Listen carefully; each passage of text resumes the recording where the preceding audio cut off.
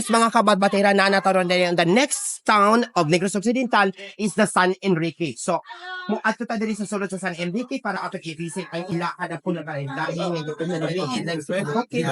So good diri sa ilang. Ang ilang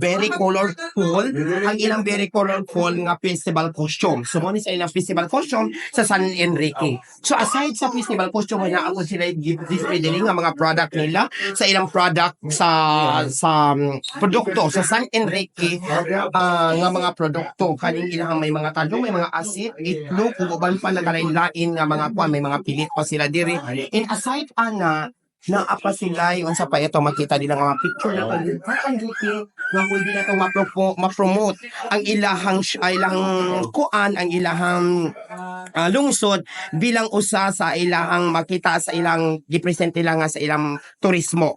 So mo ni sa ang imong asilihansi, mo ni sa ilang mga product, at the same time ang ilang pinaka-highlight again is ang ilahang festival costume. So mga kabatbatera, let's go to the next town.